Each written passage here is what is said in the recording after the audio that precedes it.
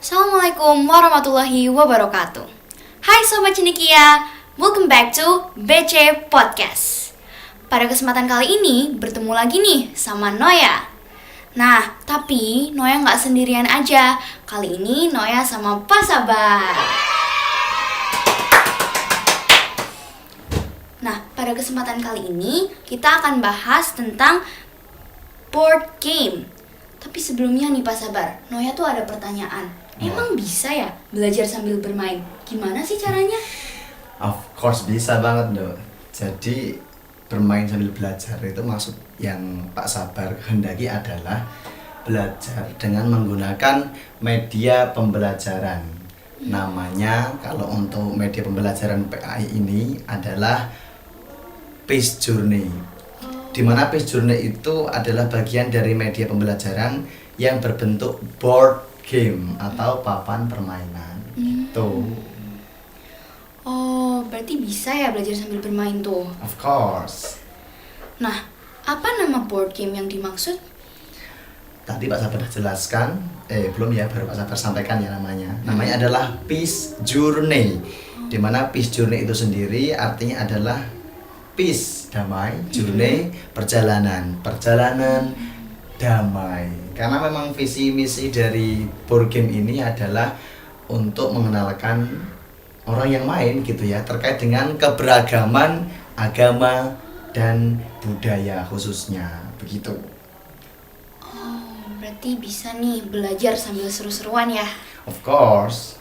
Nah, tapi board game ini bisa buat belajar apa aja? Oke, kalau di PAI board game Peace Journey ini sangat relevan atau sangat berkaitan untuk mempelajari materi PAI tentang toleransi dan menghargai perbedaan. Nah, kalau kita lihat di board game ini, coba tengok, ada beberapa simbol atau lambang keagamaan. Nah, itu ada Islam, ada Kristen, ada Hindu, ada Buddha. Tengok, ini apa? Islam. Kalau ini? Kristen. Ya, oke, good. Kalau ini, coba tanya ini. Apa ya? Kalian tahu kan? Nah, termasuk bagian dari boardnya itu sendiri juga sudah ada edukasi sebetulnya untuk menunjukkan bahwa ada beberapa simbol agama dalam keagamaan seperti itu. Terus kalau kita lihat kategorinya Noya, terkait board game ini ada 6, yaitu kategori yang berwarna biru ini human right, tentang hak asasi manusia.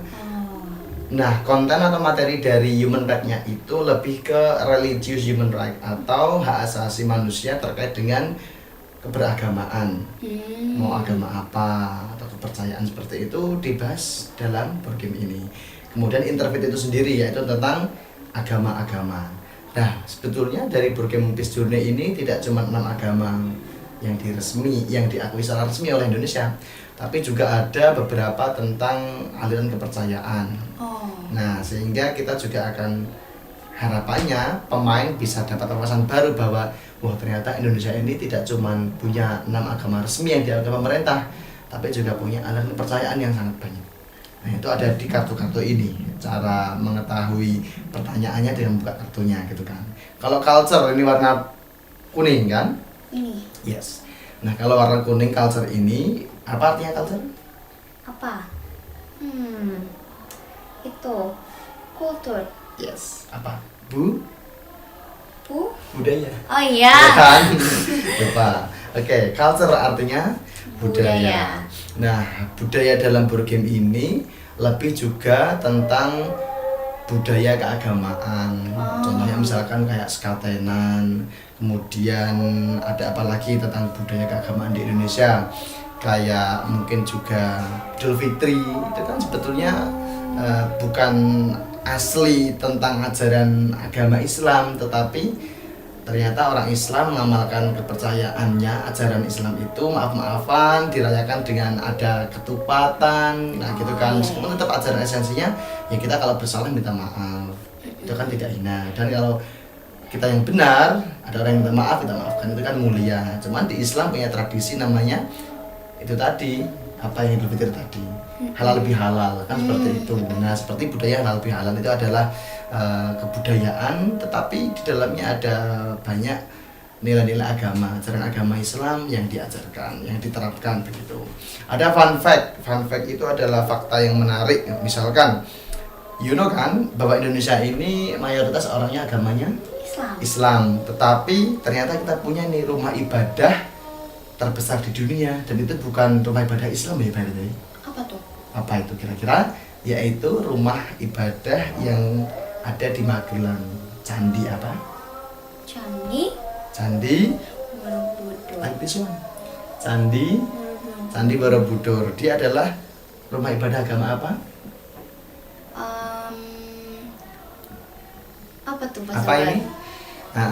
Kalau Borobudur ini adalah rumah ibadah agama Hindu atau Buddha. Ya, saya kalau belum mau situ. tahu berarti kita akan main ini nanti mestinya, karena akan terjawab lah dari permainan ini dengan kartu-kartu yang ada ini. Oke, contoh yang lain misalkan ini. Nah, ini adalah akulturasi budaya. Oh, ini tempat ibadahnya bersampingan nih. Ini bersampingan, tapi ini emang sejarahnya dia dulu bukan masjid. Oh, tapi Itu yang ada di Kudus. Tapi apa ini? Nah, perlu tahu sejarah juga kan ini sebetulnya, bahwa ini materi ada di ini kartu-kartu ini dipelajari.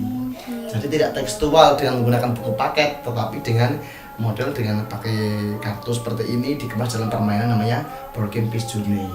Nah, itu di antara contoh yang masih belum kita jawab dengan pasti, karena kalau mau menjawab, mau belajar, kita harus main. Gitu dong. Tapi Sobat Cendekia penasaran nggak sih cara mainnya?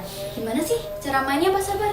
Good question. Jadi cara mainnya adalah, nih lihat, ini ada start kan, ini ada tempat memulai di mana para peserta ini nanti akan melakukan sebuah perjalanan. Ini di sini ada 6 apa ini? 6 medalion kita sebutnya. 6 medalion ini kalau kamu tahu kira-kira gambar wayangnya ini siapa?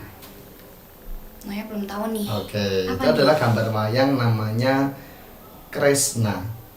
Dia adalah tokoh perdamaian dalam dunia pewayangan. Begitu. Warnanya ini 6 sesuai dengan jenis kategori dalam permainan ini. Human right, interfaith, culture, dan yang lain sebagainya. Ini ada hijau, kuning, hitam. Jadi setiap pemain diwakili dengan satu medalion seperti ini. Misalkan Pak Sabar milih warna hijau ya.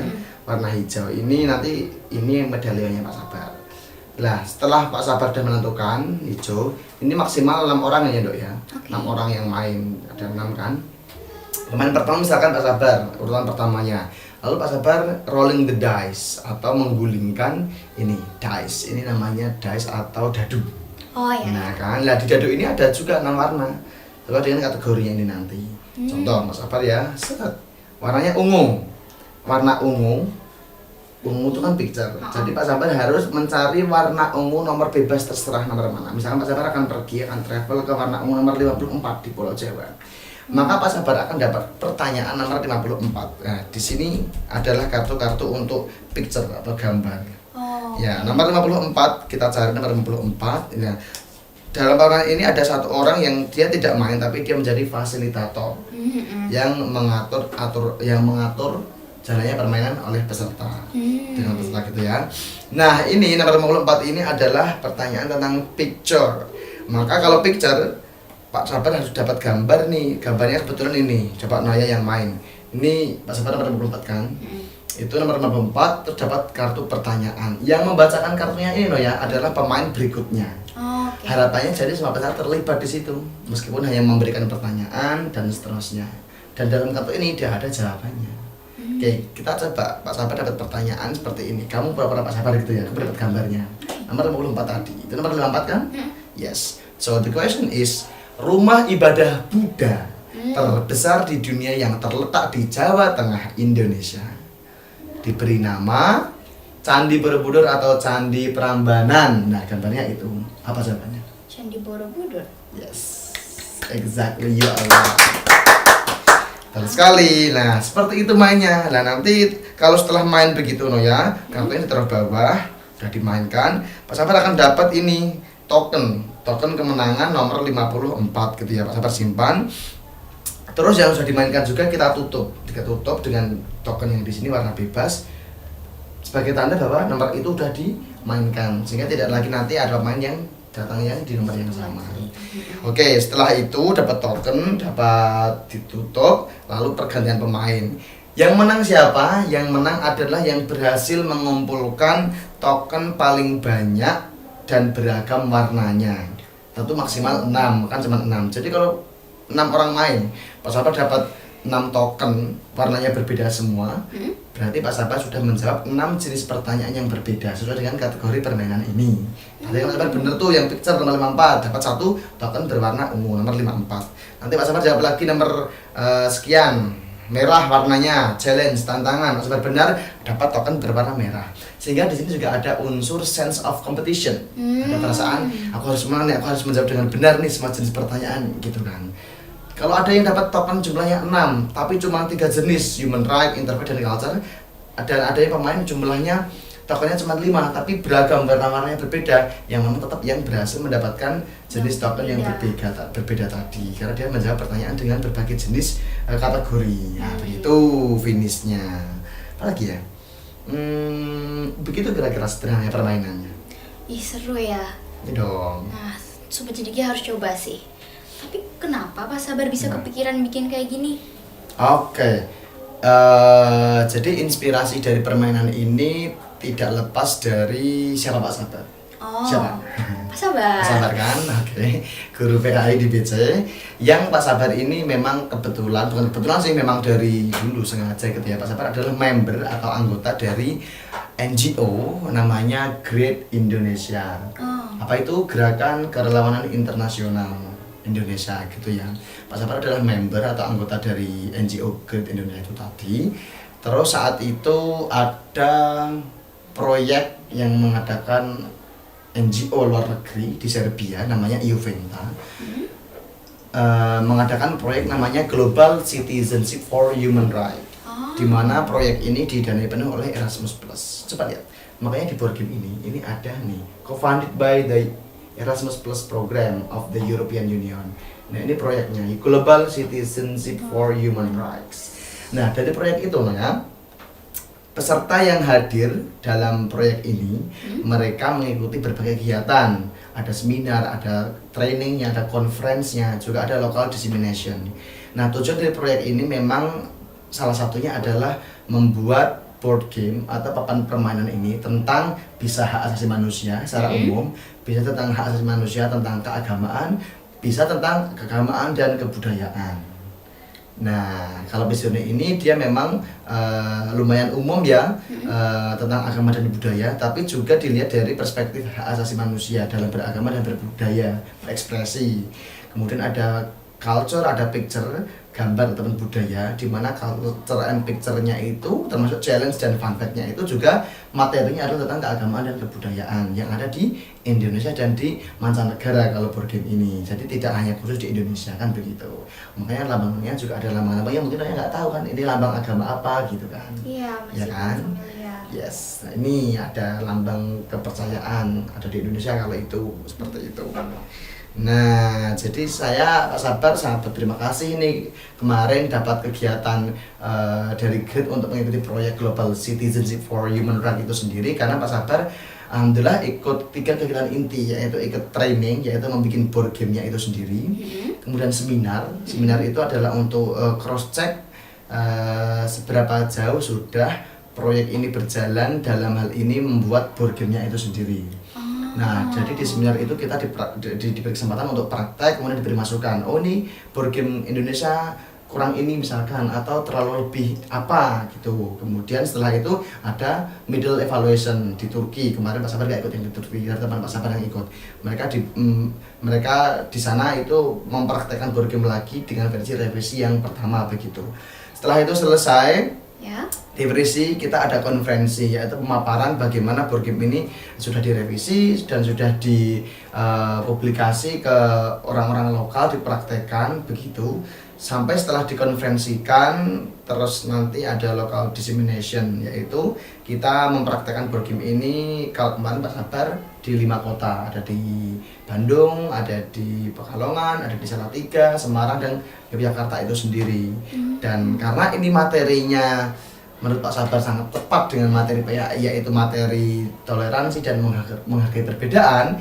Nah, maka Pak Sabar pakai board game ini untuk kegiatan pembelajaran PAI, khususnya untuk menanamkan nilai-nilai toleransi, semangat keberagamaan, pluralisme kepada para santri gitu ya, terutama untuk materi yang tadi, toleransi dan menghargai perbedaan. Nah, dari materi ini ternyata anak-anak yang sudah pernah main praktek board game ini itu mereka senang, mereka bisa melihat kilas agama budaya di Indonesia dan di dunia yang ternyata sangat beragam. Apalagi termasuk Indonesia, karena ini banyak yang ke Indonesiaannya Dok ya. Jadi ada banyak agama, kepercayaan dan juga budaya-budaya keagamaan yang ada di Indonesia. Mereka ternyata lebih mengetahui dari si wawasan mereka meningkat tentang pengetahuan agama dan budaya yang ada di Indonesia, itu mayoritas ya gitu. Sehingga materi ini ya gitu tadi Pak Sabar sangat senang dan merasa ini sangat relevan gitu untuk mengajarkan tentang toleransi dan nilai-nilai materi toleransi dan menghargai perbedaan itu sendiri. Begitu kira-kira. Berarti respon dari teman-teman saya dan kakak kelas saya positif semua ya? So far yes, mereka senang karena jarang belajar agama dengan media pembelajaran seperti ini. Kalau textbook terus kan mungkin ya biasalah gitu kan. Nah, maka dengan adanya media seperti ini ternyata pembelajaran bisa dikemas dengan kegiatan yang menarik, yaitu sambil bermain melalui board game seperti ini kira-kira. Mereka senang sehari ini dan merasa tidak seperti biasanya begitu. Kalau pakai buku kita menjelaskan gurunya itu kan udah mainstream lah kira-kira gitu. Nah ini kita harus berinovasi, melibatkan teknologi, dan mereka juga senang karena mereka satu tidak ngantuk karena sambil bermain gitu kan. Dan ini kan orang kecil yang main, orang 6 maksudnya jumlahnya kecil gitu kan, sehingga semua akan bisa fokus untuk bermain itu sendiri gitu kan. Yang lain nanti main yang lain gitu, sehingga keterlibatan santri siswa untuk belajar itu lebih begitu. Nggak ada yang ngantuk, mereka bermain, ternyata juga mereka belajar gitu kan. Nah gitu kira-kira, senang harusnya. Jadi kalau belajar pakai ini nggak ada yang tidur ya? Tidak ada dong, karena orangnya cuman sedikit yang main dan fokus, dan memang ada sense of competition gitu-gitu, sehingga nggak ada kesempatan buat tidur gitu kan nanti main giliran. Dan juga mereka harus tadi membacakan untuk orang lain gitu kan, sehingga terlibat juga ada skill komunikasi, skill sosialisasi juga untuk bersama-sama, sense of competition juga ada, pengetahuan juga pasti diujikan di sini gitu. Manfaatnya banyak banget sih. Insya Allah ya dong. Nah, harapan Bapak buat board game ini tuh apa ya? Well, harapan Pak Sabar pribadi dengan adanya board game seperti ini, tentu anak-anak bisa lebih semangat, antusias belajarnya, terutama di pelajarannya Pak Sabar itu meningkat begitu ya. Mereka semangat belajar, datang semangat, dan pulang-pulang dapat ilmu pengetahuan yang baru. Syukur-syukur bisa refleksi, oh ternyata memang ini ya, Indonesia ini sangat beragam, punya berbagai banyak agama dan budaya, dan di situ kita sebagai generasi muda harus turut berkontribusi menjaga kerukunan, perdamaian, yaitu dengan bertoleransi. Dan dengan seperti ini juga harapannya Pak Sabar, anak-anak tidak hanya diminta untuk bertoleransi, untuk merasa tidak perlu menyalahkan, tidak merasa paling benar sendiri. Selain itu tentu pasti harus dimiliki, tapi juga kemudian anak tahu apa sih yang harus ditoleransi, kenapa, apa yang harus saya anggap tidak saya yang paling benar dan yang lain salah. Ternyata dengan board game ini kita diberi wawasan bahwa kita bisa menerapkan toleransi terhadap orang yang berbeda agama, berbeda suku, punya budaya masing-masing. Nah itu jadi Pak Sabar sangat berharap anak-anak bisa lebih menerapkan toleransinya, sikap untuk tidak merasa paling benar, sikap untuk menghargai orang lain dari sisi keagamaan dan kebudayaan yang beragam yang dimiliki oleh masyarakat Indonesia. Gitu kira-kira. Makanya ini materinya sangat tepat kan dengan materi tadi, toleransi dan menghargai perbedaan, ada di materi PAI. Itu sih harapannya anak-anak bisa lebih terbuka lagi wawasannya, terbuka lagi pemikirannya, dan terbuka dengan berbagai perbedaan yang ada, untuk rendah hati dengan apa yang dia yakini, yang dia miliki, tanpa menyombongkan diri dengan identitas masing-masing, tetapi lebih mengedepankan sikap toleransi, tasamuh begitu ya. Nah ini kalau dikaitkan dengan moderasi beragama juga lumayan nyambung, tapi itu topik yang lain. Gitu bro ya, harapan Pak Sabar pribadi ya buat anak-anak yang belajar PAE dengan board game ini, Peace Journey. Wih, jadi sobat cendekia nih ya, board game ini tuh bener-bener banyak banget manfaatnya. Kita bisa belajar toleransi, belajar berkompetisi, apalagi Pak Sabar?